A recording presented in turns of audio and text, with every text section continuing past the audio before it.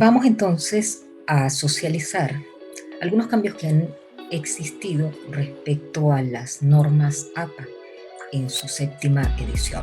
Voy a compartir acá pantalla. Tenemos entonces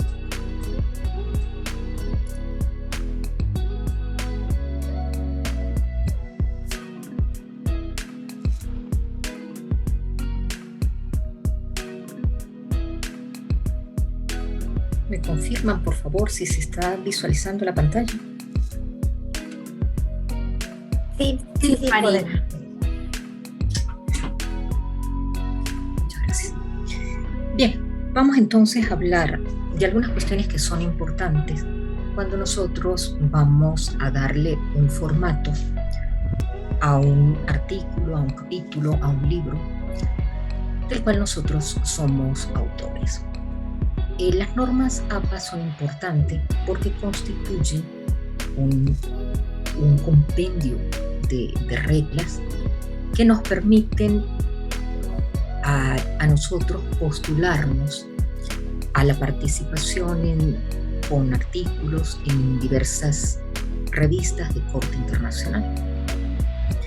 Estas son cuestiones de forma, pero estas cuestiones de forma son importantes porque muchas veces precisamente el no cumplir con estas normativas, que casi siempre es la que se coloca en las diferentes revistas, hace que nosotros nos puedan rechazar un determinado artículo. Primero que nada, nos hablan las normas acerca de lo que debe ser el formato del documento. Cuando se escribe un artículo científico, cuando se escribe un libro, el tipo de letra que se debe utilizar es el Times New Roman y debe estar en 12 puntos, excepto cuando nosotros vamos a colocar el título de primer nivel. Dentro de la estructura que puede tener un capítulo, podemos encontrar 5 niveles. Entonces el primer nivel que nosotros tenemos en un título que debe ser centrado, que debe estar escrito con negrita, el formato de documento nos dice que ese es el único encabezado en el que nosotros podemos subir la letra a 14 puntos. De resto, en cualquier parte de nuestro documento, aún en las tablas, porque algunos investigadores tienen la tendencia, como hay mucho dato en alguna tabla, tienen la tendencia a reducir el tamaño de la letra. Eso no se debe hacer. El tamaño del papel es lo que usualmente se conoce como papel de tipo carta, tamaño carta, que es 8,5 pulgadas por 11 pulgadas. El espaciado que debe utilizarse es 2 espacios. No debe ser espacio y medio ni multiespacio, como algunas veces he visto en varios artículos, que es a 1,12. No, deben ser 2 espacios. Y dice que tiene que ser alineado a la izquierda. En casi todos los países de América Latina, el alineado a la izquierda no se utiliza. Y este alineado no es penalizado por las revistas. Generalmente, nosotros cuando escribimos para una revista, lo hacemos con un alineado que es justificado. Es decir, que está alineado tanto por la izquierda como por la derecha. Cada vez que nosotros concluimos un párrafo, debemos colocar 2 espacios, que es el interlineado normal que tenemos. No debemos colocar absolutamente ningún otro espacio adicional.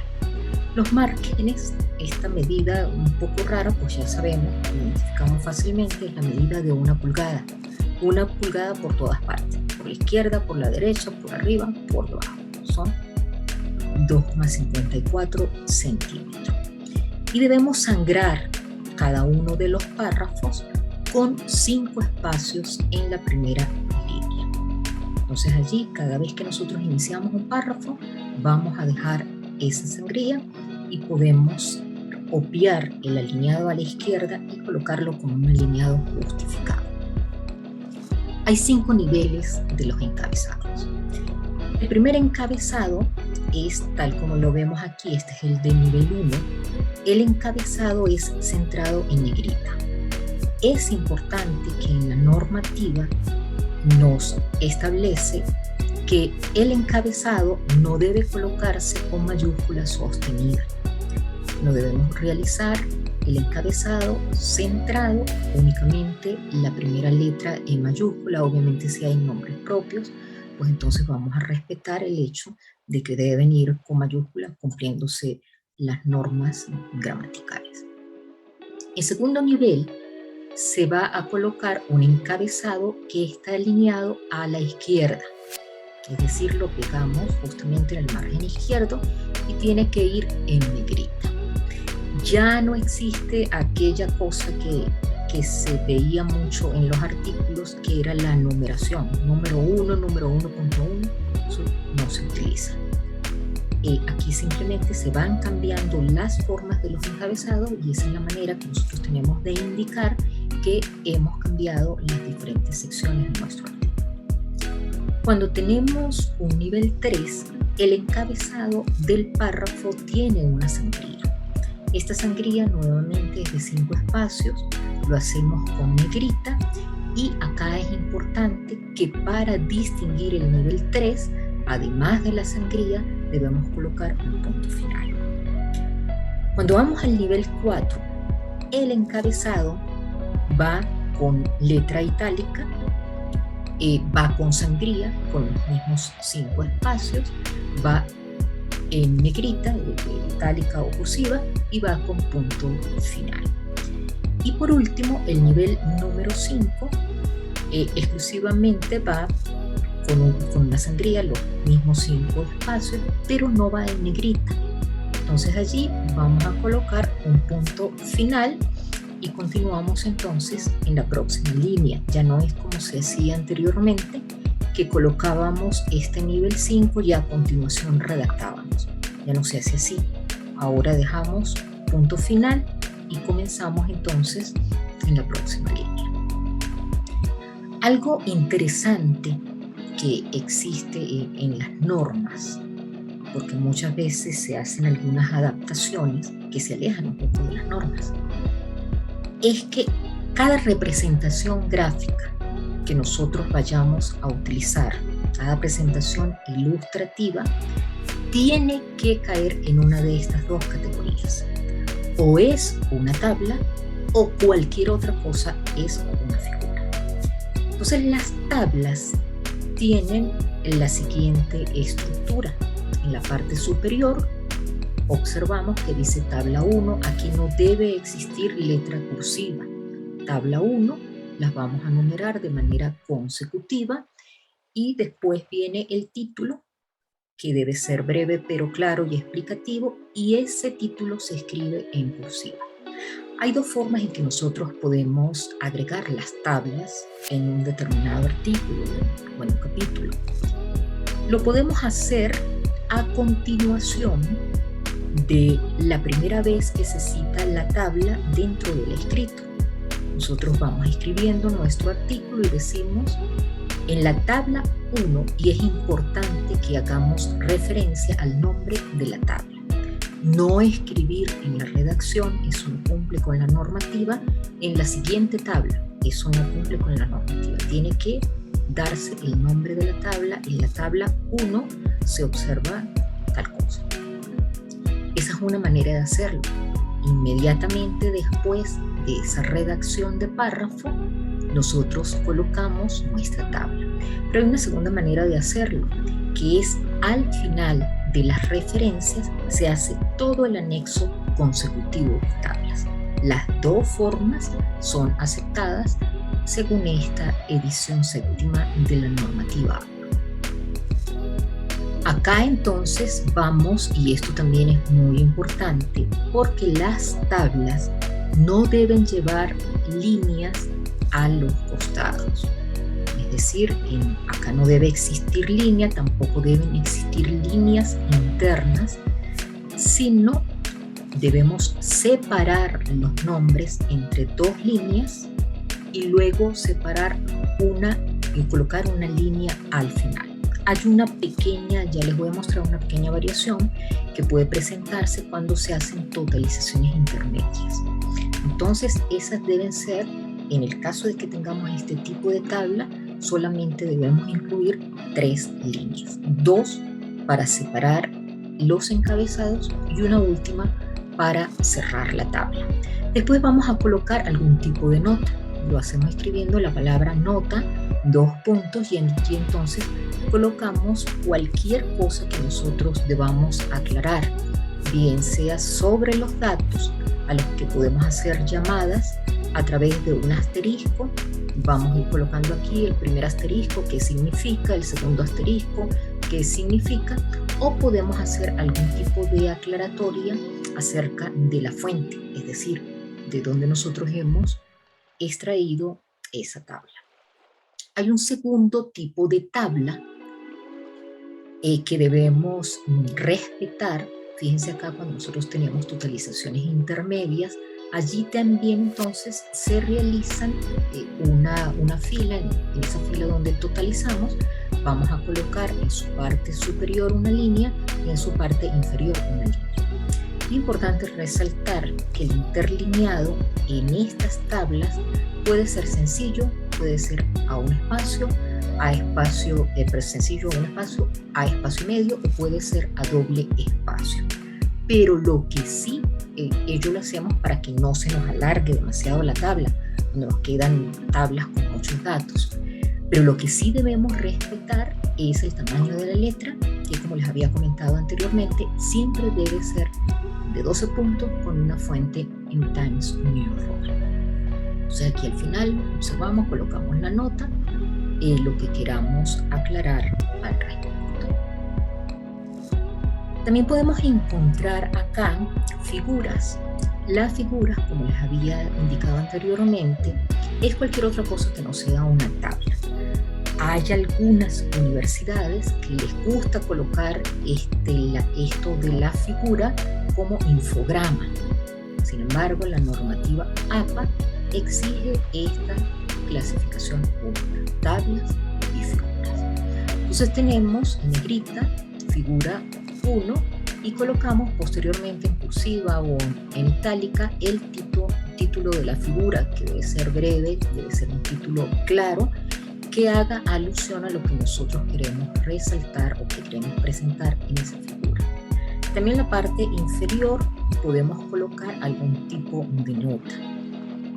Es importante, cuando se hace un artículo que va a ser presentado en estas revistas indexadas, que nosotros cumplamos con el respeto a la propiedad intelectual. Si nosotros extraemos la figura de alguna otra fuente, pues es importante entonces aquí hacer la respectiva cita. Esta cita no tiene que incluirse en las referencias que van al final de nuestro artículo. Esta cita solamente se coloca como nota a pie de figura.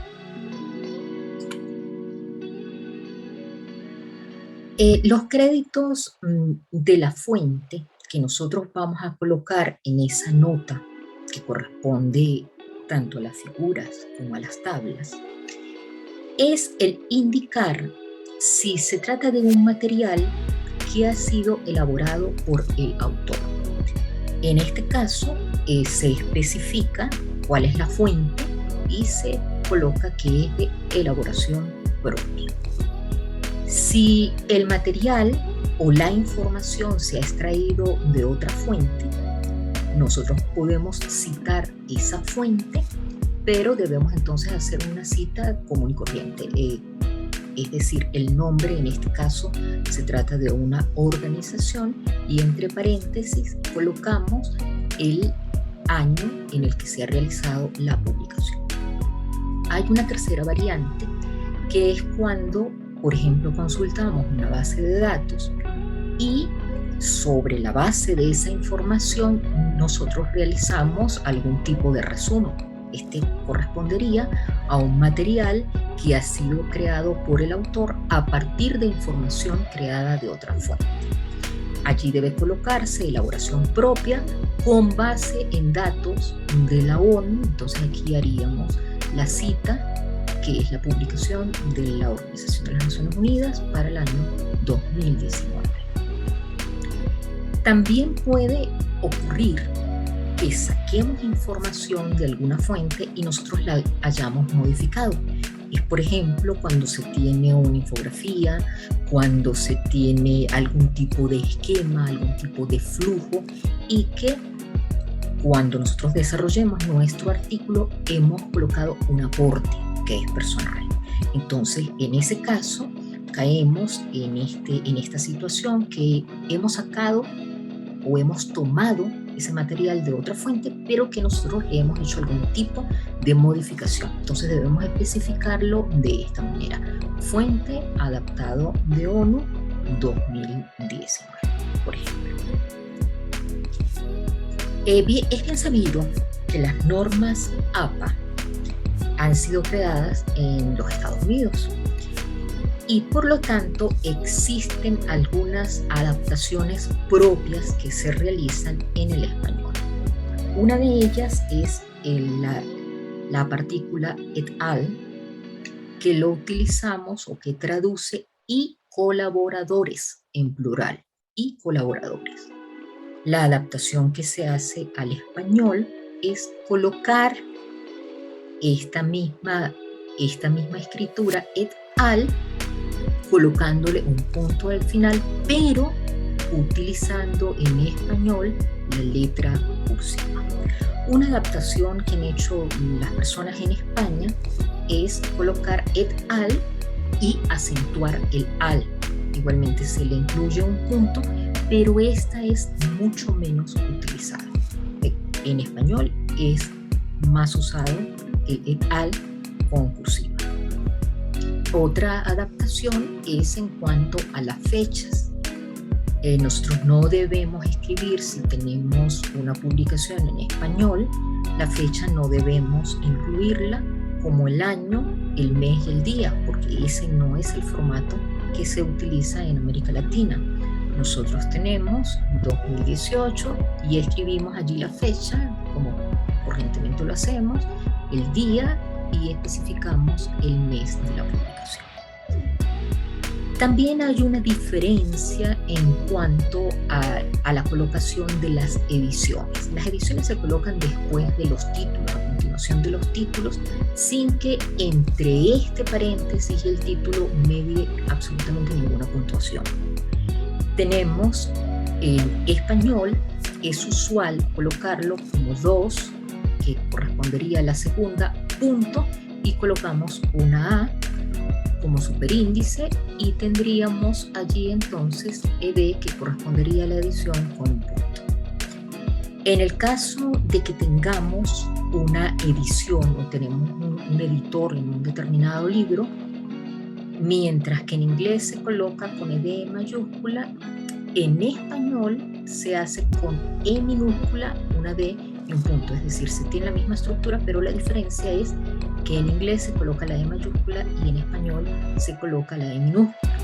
Y también específicamente cuando tenemos traducciones que son más corrientes en nuestro idioma, colocamos en minúscula también trad, punto, y colocamos esto dentro de un paréntesis. Esto, les repito, debe ser colocado después del título de una obra. Cuando no se dispone de una fecha en español, en lugar de colocar n.d, que nos habla que no está la fecha disponible, en América Latina se utiliza, o en el habla hispana, se utiliza S punto, un espacio, F punto, que significa sin fecha. A veces parece que esto de las normas APA no tiene mucha importancia si no colocamos el punto, si no dejamos el espacio, pero créanme que sí tiene importancia. Muchas veces devuelven exclusivamente un artículo por el hecho de que nos falta un espacio, de que nos falta un punto, cualquier cosa de esas en las referencias. Y se trata exclusivamente de una cuestión de forma, no es una cuestión de una corrección del contenido. En cuanto a los apellidos de los autores, aquí seguimos enfocados en el hecho de que América Latina tiene condiciones distintas, tiene condiciones que son propias de nuestra idiosincrasia. Tenemos para las normas APA en inglés, lo que se utiliza frecuentemente es un apellido y la inicial del nombre. En cambio, en la habla hispana suele suceder con muchísima frecuencia que tengamos dos apellidos. Es casi que lo normal tener dos apellidos. Esos dos apellidos, contrariamente a lo que algunas personas piensan, que estarían violentando las normas APA al incluir los dos apellidos, es necesario incluirlos. Es necesario incluirlos por el hecho de que en el mundo científico, cuando nosotros queremos tener una cierta proyección en revistas, que comencemos a ser reconocidos como investigadores a nivel internacional, se nos conozca con nuestro nombre completo. Porque puede ser que haya otras personas que tengan exactamente nuestro primer apellido y que tengan la misma inicial que nuestro nombre. Y de esa manera, entonces, aquí se presenta una confusión que es rápidamente subsanada con la inclusión de los dos apellidos. Hay dos formas en que se pueden incluir los dos apellidos. La primera es colocar los apellidos separados por un espacio, tal como los escribimos de manera común y corriente, y la segunda es hacerlo con una división de un guión medio entre los dos apellidos. ¿De qué va a depender la escogencia de una cosa o de la otra? Va a depender del registro que tengamos nosotros como investigadores. Cuando nosotros nos registramos, entonces debemos decir, bueno, ¿cómo quiero yo que se vea mi apellido? Quiero que se vea García-Atiaja o quiero que se vea García Atiaja. Eso es una cuestión prácticamente de decisión propia, por una parte, y que debe ser respetada la forma en que es conocida la persona, pues simplemente debe respetarse. Yo, por ejemplo, he visto algunos casos que se citan en revisiones de literatura, se cita a Gabriel García Márquez. Y obviamente Gabriel García o García G es una persona que a nosotros puede ser que no nos parezca tan conocida como es García Márquez G. Es distinto. Entonces es importante, y muchas veces lo he visto como García G. Eso debe evitarse.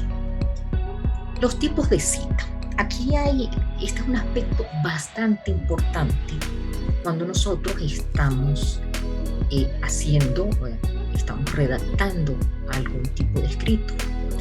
Las citas pueden clasificarse en atención al contenido y según el énfasis que nosotros estemos dando cuando citamos. Según el contenido, hay dos tipos de citas: las citas directas y las citas indirectas. Las citas se consideran directas cuando nosotros copiamos textualmente el contenido de un determinado texto. Esas citas se clasifican en cortas y se clasifican en bloques. Se consideran cortas cuando poseen menos de 40 palabras o hasta un tope de 40 palabras. Y si tienen más de 40 palabras, se consideran citas en bloque. Esto es importantísimo porque si nosotros realizamos una cita dentro de un escrito y colocamos con un formato de cita corta lo que es una cita de bloque, así sea por una palabra que nos pasemos, si tenemos 41 palabras en lugar de 40, nada, eso es rechazado y tenemos allí una observación acerca de la cita. ¿Qué cosa es una cita indirecta? Una cita indirecta es una cita que es parafraseada. Cuando nosotros no queremos incluir exactamente lo que dice un determinado autor, pero sí queremos tomar en cuenta su pensamiento y expresarlo a través de nuestras propias palabras. Entonces eso es lo que se considera una cita indirecta. Según el énfasis que se vaya a dar a una determinada cita, podemos encontrar dos tipos diferentes de cita. La primera recibe el nombre de cita narrativa y la segunda el nombre de cita parentética. La cita narrativa se utiliza cuando queremos hacer énfasis en el autor. Esto frecuentemente es utilizado cuando el autor es un investigador conocido, un investigador de renombre, una persona que en el área de conocimiento que nosotros estamos escribiendo nuestro artículo es conocida a nivel internacional. Entonces, en ese caso es importante que nosotros nos vayamos de la mano de esos autores que tienen reconocimiento internacional para poder fundamentar nuestras ideas. En ese caso, entonces, nosotros podemos decir, en atención a lo expresado por Sócrates, por ejemplo. Entonces, allí hacemos una cita que debe ser narrativa. Las citas narrativas tienen una estructura distinta a las citas que son parentéticas. Las citas parentéticas, esto viene de paréntesis, las citas parentéticas tienen un énfasis exclusivamente en la idea del autor. Esto lo podemos utilizar cuando el autor no es que sea tan conocido, pero a nosotros nos resuena una parte o queremos utilizar una parte de lo que él ha dicho porque nos sirve para sustentar nuestro propio constructo dentro de un artículo. Entonces, en ese caso, nosotros vamos a hacer una cita parentética donde vamos a dar el énfasis es a lo que dice, a la idea que tiene ese autor, y por lo tanto el nombre ya no va a aparecer al inicio de nuestro escrito, sino va a aparecer al final de la cita. ¿Qué es una cita corta narrativa? Recordemos entonces que tenemos una cita narrativa cuando queremos dar el énfasis al autor. Entonces pudiéramos comenzar con algo escrito antes. Siempre debemos introducir una cita. Muchas veces se ve que en los investigadores, cuando están comenzando, que utilizan un párrafo exclusivo con una cita. Siempre las citas tienen que ser introducidas. Entonces aquí decimos, como expresa Tabori, al citar ejemplos de actos relacionados con la codicia humana, y aquí es importante, fíjense que alguna persona pudiera decir, bueno, pero es que esta cita es demasiado antigua. Pero lo que pasa es que Tabori es el creador de la obra La historia de la estupidez humana. Entonces, en ese caso, debemos darle el sentido o el reconocimiento que tiene el autor, porque es un autor relevante. Entonces, en ese caso, hacemos una pequeña introducción y después de la introducción hacemos nuestra cita. Observemos lo siguiente. Cada vez que se realiza una cita textual, una cita directa, debemos comenzar con comillas y cerrar con comillas.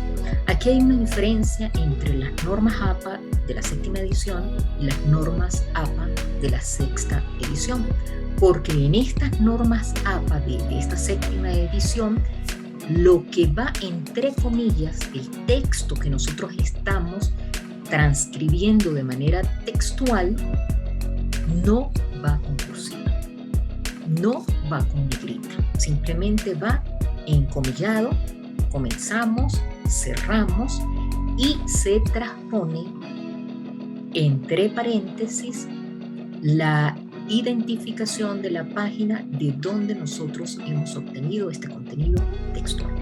Este detalle es fundamental. Si queremos realizar una cita textual, no podemos dejar la cita hasta acá. Antes, en las normas de sexta edición, se podía colocar aquí Tabori, P.11.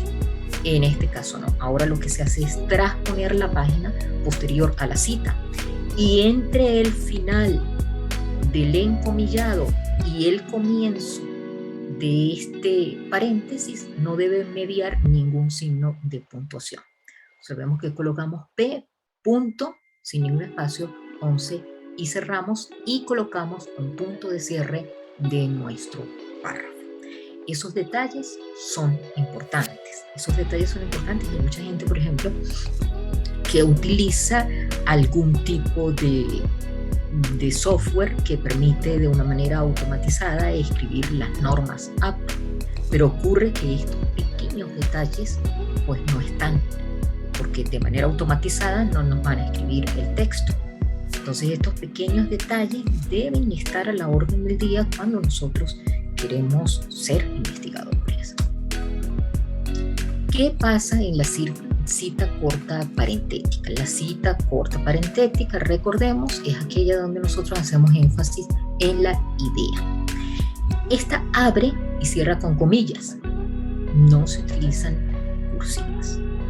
El formato, como ya no vamos a dar énfasis en la persona, sino en la idea, entonces colocamos aquí 2005 y acto seguido colocamos la página. Observemos entonces, hay una pequeña introducción. La ira es una reacción emocional que puede presentarse en diferentes grados. Y empezamos allí, hacemos nuestra cita, nos aseguramos que no tenga más de 40 palabras, porque si tiene más de 40 palabras, esta no es la forma como debemos escribirlo. Y al final, sin que exista ningún tipo de puntuación entre el cierre de la comilla y el paréntesis que inicia en la identificación del autor, el año y la página, no debe existir ningún signo de puntuación. Al final, una vez que nosotros ya hemos realizado la cita, entonces sí debemos colocar nuestro signo de puntuación. Aquí observamos otro tipo de cita corta parentética. Vemos el uso de comillas dobles, el autor, el año y la página, y la puntuación de cierre que debe colocarse al final de la cita. ¿Qué cosa se considera una cita en bloque? Ya habíamos comentado que es una cita donde tenemos más de 40 palabras. A partir de 41 ya estamos en una cita en bloque. No es que, ay, me pasé, fue por una coma, voy a dejarlo en 40. No, hay que colocarlo en 41.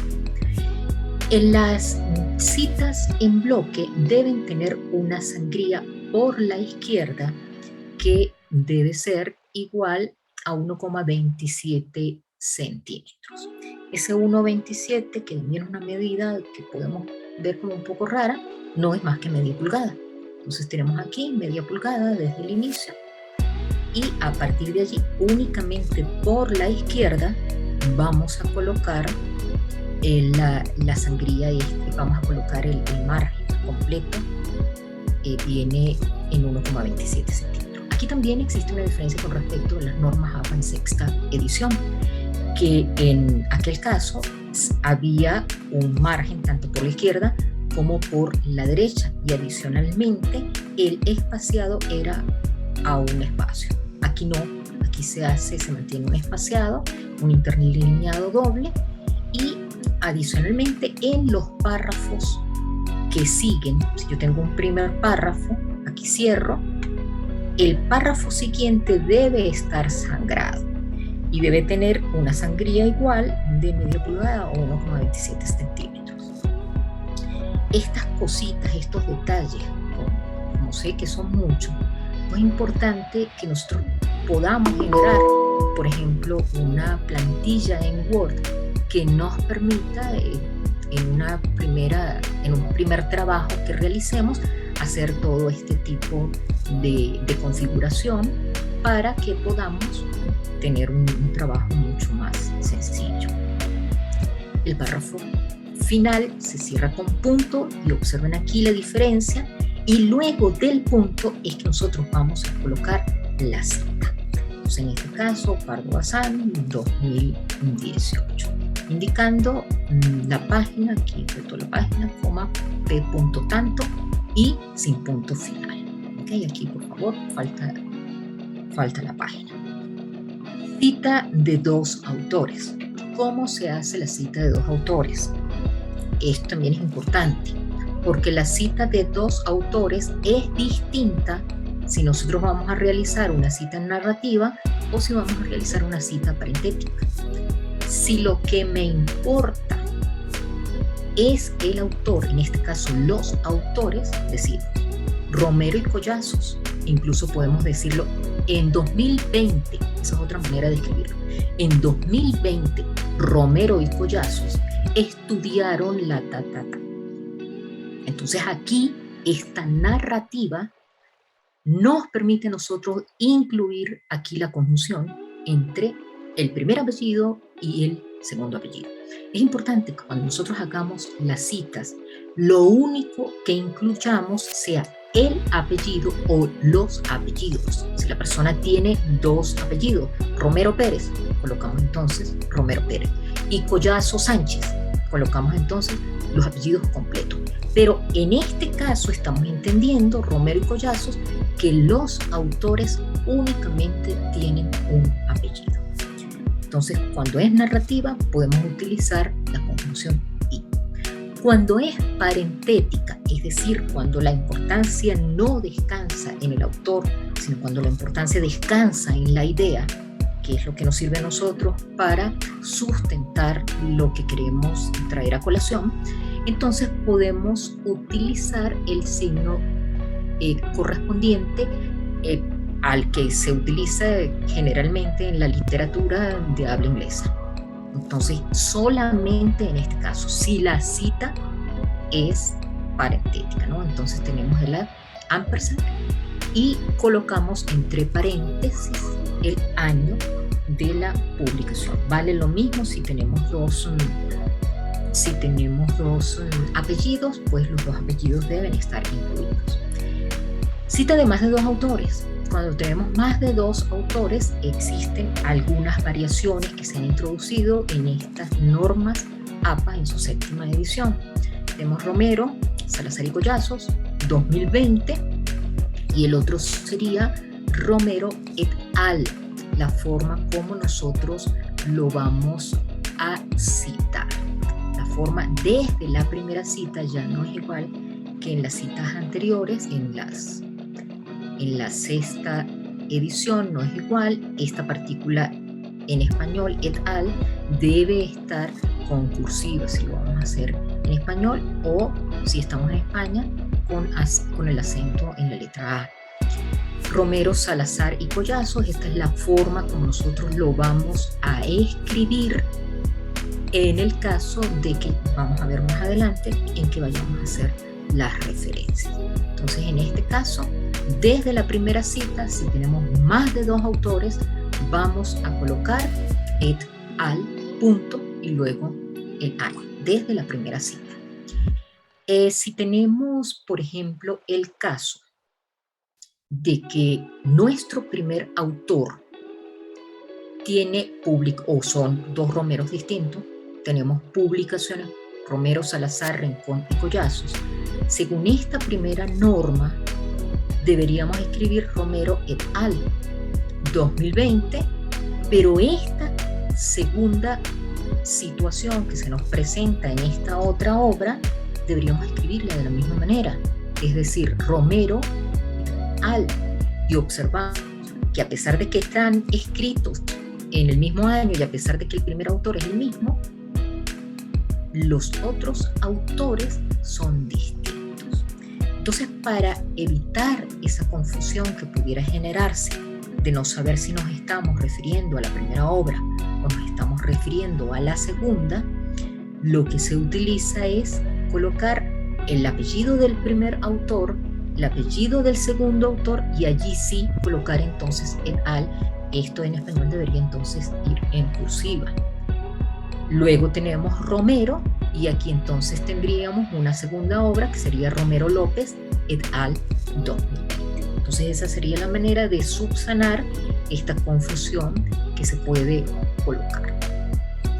Las citas múltiples, las citas con múltiples fuentes, estas solamente se pueden utilizar, lógicamente, cuando tenemos citas parafraseadas. Obviamente, porque no es posible incluir una cita textual que sea escrita de manera idéntica por varios autores. Eso es imposible. Entonces, solamente en citas parafraseadas. Los autores, y esto es una nueva norma que dice que los autores se ordenan de manera alfabética y se separan con punto y coma, porque anteriormente existían dos posibilidades para establecer este orden. Uno podía ser alfabéticamente y el otro podía ser en relación a la importancia que nosotros le dábamos a los autores. Entonces, en este caso no, tenemos únicamente alfabéticamente colocamos el primer apellido o el primer autor o los autores que haya, 2018, punto y coma, Terán 2021. En el caso de que tengamos, por ejemplo, aquí 3 autores, entonces colocaríamos Novoa et al. 2018. ¿Okay? Sin ningún tipo de problemas podemos hacer en la misma situación. Citas mediante fuentes que son secundarias. ¿Cuándo una fuente es secundaria y cuándo debemos usarla? La verdad es que las fuentes secundarias no deberían utilizarse nunca. Debemos tratar de evitar el uso de las fuentes secundarias. Pero ocurre que a veces hay un autor que ha producido un determinado resultado y nosotros no encontramos la fuente original, sino lo que encontramos es un resumen o una alusión o una cita que está realizando otro autor. No es ético que nosotros, si lo que hacemos es consultar una fuente secundaria, incluyamos la fuente principal. Eso no es ético, porque ello significaría que nosotros sí tuvimos acceso a esa fuente principal y en ese caso sería mentira. La forma de hacer esta cita va a depender si el énfasis es de tipo narrativo, es decir, si está en el autor, entonces colocaríamos acá, según el padre de la complejidad, 1999, citado en guía 2020. En este caso, obsérvese lo siguiente, debe incluirse la persona que nosotros estamos consultando, es guía 2020, quien hace una alusión, bien sea a través de un resumen o una cita o un parafraseo, al padre de la complejidad, que es Edgar Morin. En este caso, el autor consultado por nosotros es guía. Este debe ser el autor que debe aparecer en nuestras referencias bibliográficas. No debe aparecer en ningún momento Morin. Fíjense que esta es la forma como es conocido Morin, como padre de la complejidad. Aquí ni siquiera incluimos el nombre, colocamos 1999, simplemente para identificar cuál es la obra a la que nos estamos refiriendo. Si es de tipo parentética, es decir, si a nosotros lo que nos importa es la idea, entonces decimos Morin, citado en guía 2020. Esta sería la forma entonces de incluirlo. En cuanto a los elementos que debe tener una referencia, fíjense que acá es importante porque a veces no se tiene muy claro cuál es la diferencia que existe entre las referencias bibliográficas y la bibliografía. Referencias bibliográficas, en las referencias bibliográficas deben incluirse únicamente aquellos libros que nosotros consultamos. Cuando escribimos un artículo, cuando escribimos un capítulo de libro, es importante incluir solamente referencias bibliográficas. Es decir, las revistas no admiten que nosotros coloquemos bibliografía. Ello quiere decir que cada una de las personas que va a constituir una entrada, cada una de las obras que nosotros vamos a referenciar en esa lista, deben haber sido citadas, bien sea de manera directa, bien sea de manera indirecta, dentro de nuestro escrito. Eso es muy importante. En cambio, en la bibliografía nosotros podemos incluir otras obras de consulta. Esas obras serían aquellos libros o aquellos artículos que le van a servir al lector para que puedan ampliar el conocimiento que han adquirido en nuestro artículo. Si quieren profundizar en algún punto específico, pues nosotros recomendamos allí una determinada bibliografía. Pero no debemos hacerlo ni en los capítulos del libro, ni debemos hacerlo en los artículos. Únicamente está permitido en los libros. ¿Cuáles son los elementos que debe tener una referencia? De manera general, porque aquí hay muchísimas particularidades, debemos tener un autor, debemos incluir la fecha de publicación, el título, el lugar de la publicación y la editorial. Salvo que la editorial tenga el nombre Ediciones tal cosa, Ediciones Narcea, por ejemplo, nosotros no debemos incluir la palabra editorial, no debemos incluirla, simplemente allí se coloca el nombre de la editorial. Entonces tenemos, y respetando exactamente la forma como se escribe. Es importante que cuando nosotros realicemos la entrada de una lista, la entrada de una referencia en nuestra lista, hagamos una sangría de tipo francés. Esta sangría francesa es escribir una primera palabra con un sangrado de 1,25, pero con sangría francesa, y a continuación el párrafo, entonces va a aquí nosotros tenemos, por ejemplo, lo tenemos con el margen hacia la izquierda. Aquí tenemos entonces un retiro de 1,25 para el resto de las líneas que formen parte de esa entrada en nuestra lista de referencia. Entonces allí tendríamos la forma en que debe escribirse estas entradas. Referencias bibliográficas por autor. ¿Qué podríamos decir allí? Las referencias bibliográficas por autor pueden hacer referencia a una persona, a varias personas, a un grupo, una institución, una organización. Cuando tenemos una persona, debemos incluir el apellido. En el caso de América Latina, pues incluiríamos los apellidos, la inicial o las iniciales del nombre o de los nombres. Tendríamos aquí Pereira González, L.M. Entonces esa sería la manera en que deberíamos identificar al autor. Usar un espacio entre iniciales. Tengo la primera inicial, tal como lo vemos aquí, la primera inicial, punto, un espacio, punto. En el caso del último autor, nosotros vamos a colocar como precedente la conjunción y colocamos entonces Gómez Castro, este es el primer autor, coma, Rueda, coma, n.y, y. Fíjense que aquí no hay ningún signo de puntuación que medie entre la inicial del segundo nombre y la conjunción que separa al último de los autores. En este tipo de citas, máximo debemos incluir 20 autores. No está de acuerdo a la normativa, que es algo que utilizan algunos investigadores, que por el hecho de que existan muchos autores de un determinado artículo, coloquen el primero y luego la partícula et al en la lista de referencias. Eso no se debe hacer, eso incumple con las normas APA. Debemos colocar máximo 20 autores.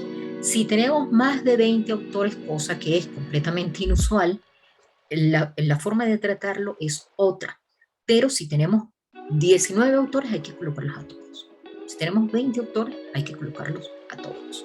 Y siempre separando el último autor a través de esta práctica.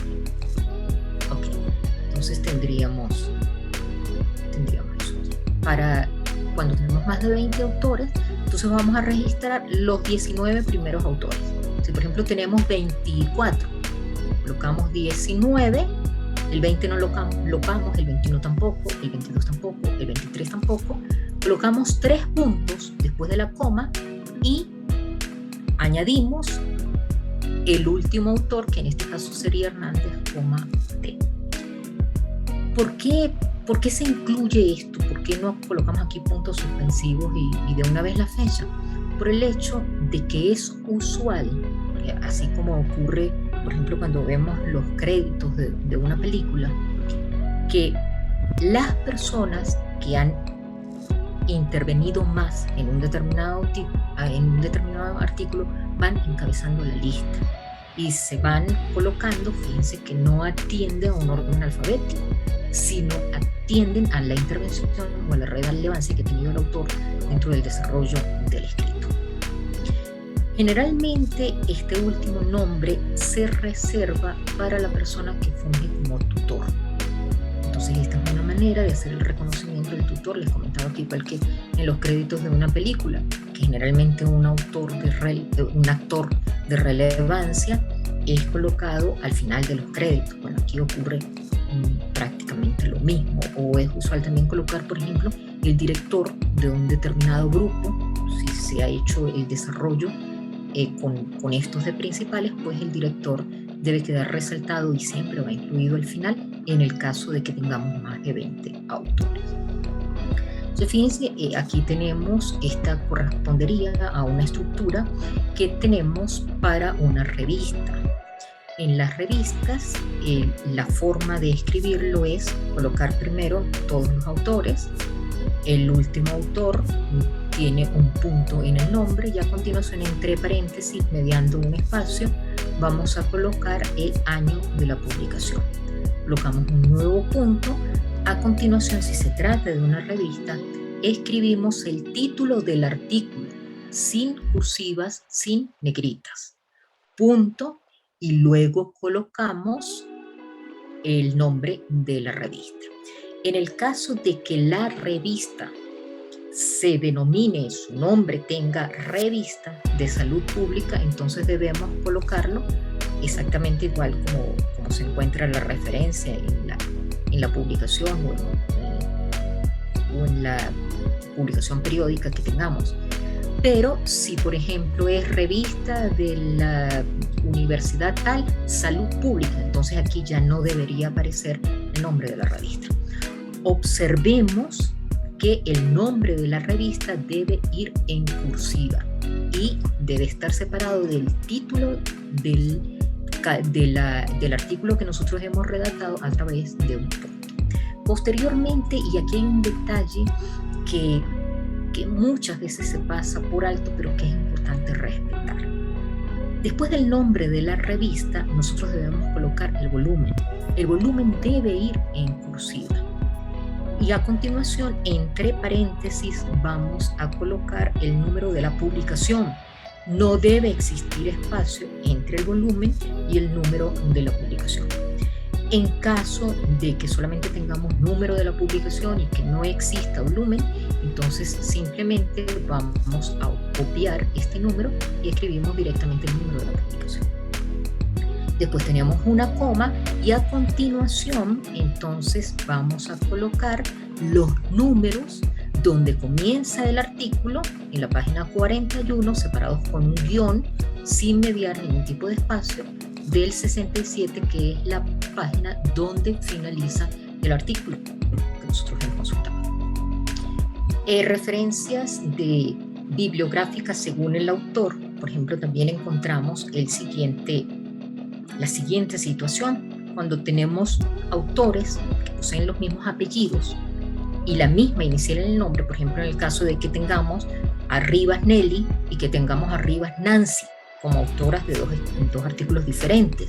Entonces, en este caso, según las normas APA, deberíamos colocar Rivas, N y Rivas, N, y no habría distinción en estas dos personas que son diferentes. Entonces, lo que contempla la normativa es que posterior al punto de la inicial del nombre, coloquemos entre corchetes el nombre completo y lo cerremos posteriormente con un punto. El nombre completo, entonces tendríamos a Nelly y de esta forma tendríamos a Nancy. Cosa que no ocurre cuando el autor tiene dos nombres, porque cuando tiene dos nombres, si es por ejemplo Nelly Cecilia, entonces sería N.C, y si esta es Nancy Margarita, pues sería N.N, y habría distinción en las iniciales de los nombres. Tenemos también el caso de que sean libros que hayan sido o que tengan un editor. Si esta persona funge como editor, vamos a colocar entonces sus apellidos, las iniciales de sus nombres y entre paréntesis, esto recordemos que es para el caso de que tengamos la edición en español, tenemos con E minúscula, D, punto y cerramos entonces, y esa sería la identificación del nombre. Y a continuación entonces colocaríamos el año de la publicación. Si tenemos autores de capítulos en libros editados, en este caso tendríamos un nombre, Vega, un apellido, Vega, C, punto, 2019. Esta persona, este autor, Vega, escribió un artículo que se llama Quirón el Sanador. ¿Y dónde se encuentra este artículo? Se encuentra en una compilación, en un libro, en M.A. Fíjense que aquí está al revés, la forma en que se escribe el autor. Primero van las iniciales del nombre separadas por un espacio, el apellido o los apellidos que tenga, y colocamos entre paréntesis el reconocimiento de que es el editor. ¿Cómo se llama ese libro donde Vega escribió el artículo o el capítulo Quirón el Sanador? Se llama Arquetipos Astrales. Entonces esa sería la manera, y obviamente a partir de allí pues sigue la demás identificación. Esa sería la manera en que debemos hacerlo. Finalmente tendríamos entonces las referencias bibliográficas por autores. Tenemos autores institucionales, por ejemplo, cuando queremos hacer una cita de la Organización Mundial de la Salud. Algunas personas colocan en las referencias, en lugar de Organización Mundial de la Salud, colocan ONU. Eso no debe, OMS.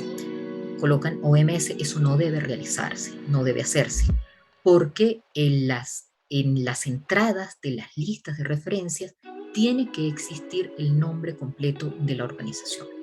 Lo que sí puede hacerse es que en el llamado, en la cita, cuando nosotros estamos citando la publicación de la Organización Mundial de la Salud, podemos colocarlo como OMS, 2020 o 2021 o la fecha que tenga de publicación. Lo podemos hacer en la cita.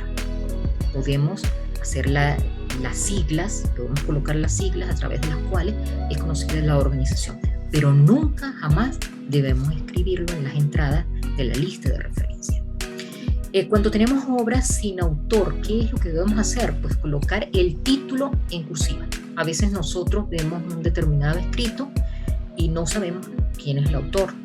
Entonces, en ese caso, la identificación en el lugar del autor, nosotros vamos a colocar el título y lo vamos a hacer en cursiva.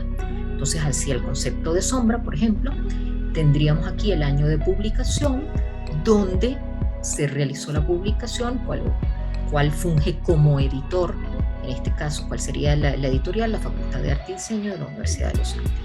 ¿Okay? Entonces, el resto de elementos van siguiendo exactamente el mismo orden. Lo único que se hace es que el título, en lugar de ir posterior al año de la publicación, va al inicio. Entonces esa sería la forma como nosotros hacemos esta identificación. Bueno, y esto sería un pequeño resumen. Faltan algunas cosas que son importantes, que son relevantes, pero que debido a un pequeño inconveniente que tuvimos allí en la parte técnica, pues no pudimos traer la parte subsiguiente a estas normas. Por ejemplo, hay un punto bastante importante que es el que se refiere a las normas jurídicas. Las normas jurídicas son un tema álgido e importante que se tiene con la normativa APA, porque en el caso de la publicación de la 7ª edición existe un pequeño aparte que está básicamente enfocado a las normas APA para los Estados Unidos, pero que muchas veces no están adaptadas a las realidades que pueden existir en países de Europa o en países de América Latina.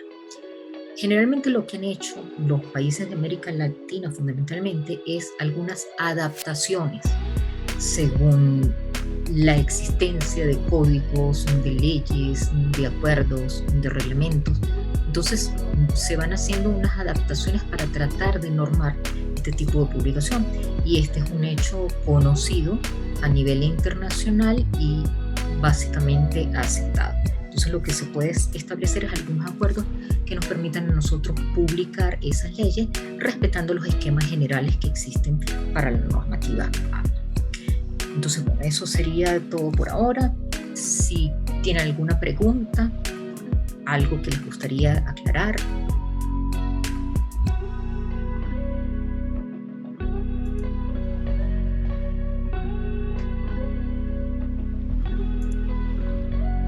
Bien, entonces si no hay preguntas. Buenas noches con todos. Yo tengo una pregunta. Dime. Al momento de parafrasear, digamos, ¿se puede poner el nombre o la bibliografía de dónde saqué o al momento de parafrasear ya no hay necesidad de ponerla? Desde el punto de vista de propiedad intelectual, el registro que se hace de propiedad intelectual es la idea. Es la idea en general. Por lo tanto, cuando parafraseamos, debemos dar el crédito que corresponde a la propiedad intelectual del autor.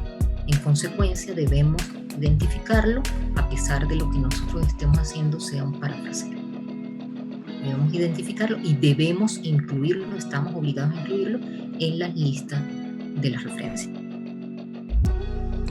Pero en la parte final donde se pone bibliografía o al final del párrafo, digamos, se puede poner el nombre del autor. En las dos partes hay dos situaciones distintas. Cita es lo que se debe identificar en el texto a medida que nosotros vamos redactando. A medida que vamos redactando nuestro escrito, queremos citar, queremos decir, estamos parafraseando a un determinado autor, entonces en ese caso debemos colocar la cita. ¿Qué es la cita? El apellido o los apellidos del autor, coma, el año de la publicación, más nada. Allí no hay ninguna otra información, pero estamos obligados a citar cuando estamos parafraseando. Lo único en lo que nosotros no colocamos cita es cuando sea algo de nuestra propia imaginación, de nuestra propia creación intelectual. El segundo elemento que tenemos es la inclusión de las entradas en la lista de referencia. En la lista de referencia sí ya tiene que estar formalmente, entonces vendrían los dos apellidos del autor, coma, las iniciales del nombre, después iría el año, después iría el título, después iría el lugar donde se ha realizado la publicación y por último iría la editorial. Pero estamos obligados a hacer el reconocimiento tanto de la cita como de la entrada a través de la lista de referencias. Adelante. Muchas gracias. Adelante, Carla.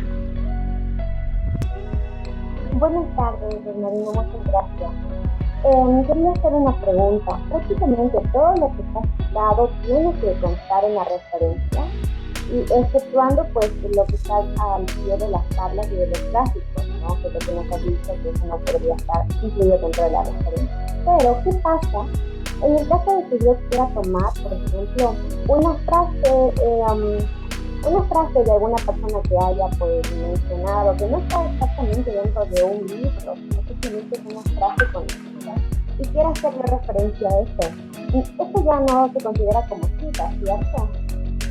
Mira, en ese caso, por ejemplo, si se trata de un adagio popular o se trata de un pensamiento que, como bien lo señalas, no está precisamente registrado en ninguna parte. Por ejemplo, vamos a dar un ejemplo. Si yo quiero hacer una cita de José Bergamín y digo, la cita clásica, la cita súper conocida de José Bergamín, ¿cuál es? Puesto que soy sujeto, soy subjetivo, si fuera objeto sería objetivo.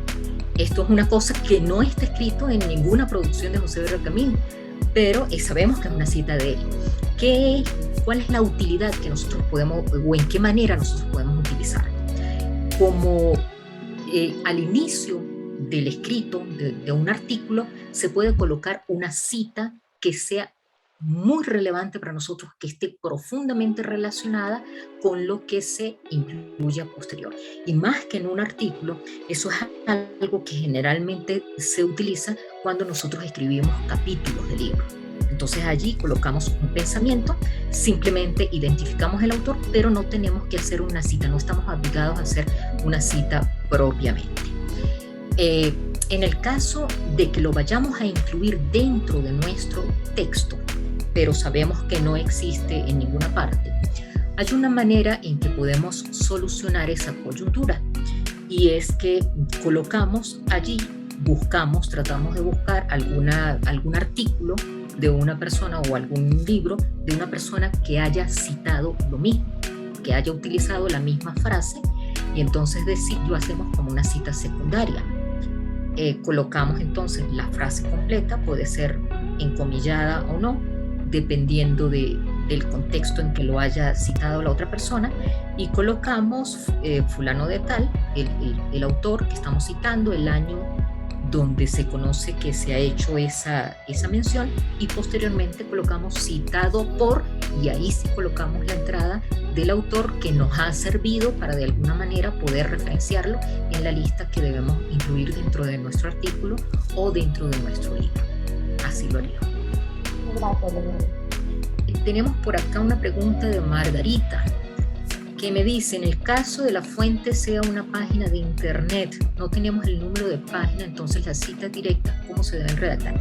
En el caso, hay muchos casos que no contemplamos acá, hay muchos casos que se nos quedaron por fuera simplemente porque son demasiados, ¿no? Pudiéramos, si tienen interés, podemos realizar una segunda parte donde hablemos un poco más en detalle de algunos casos particulares que se pueden presentar.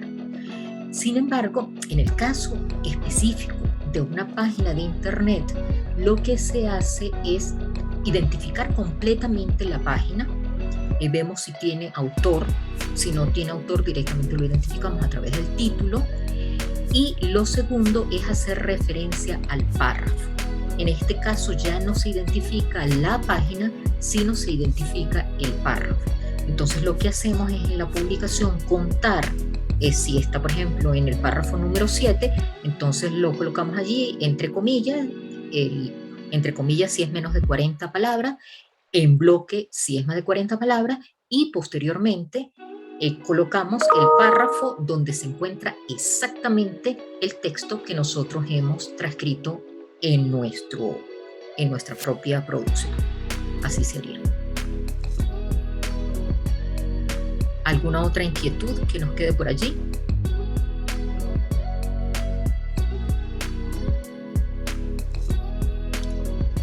Bien, entonces, si no hay ninguna otra cosa, me queda darles las gracias por atender a esta pequeña socialización de estas normas. Y bueno, estamos a la orden. Cualquier tipo de inquietud que tengan al respecto, podemos seguirlo aclarando. Muchísimas gracias y tengan todos una feliz tarde.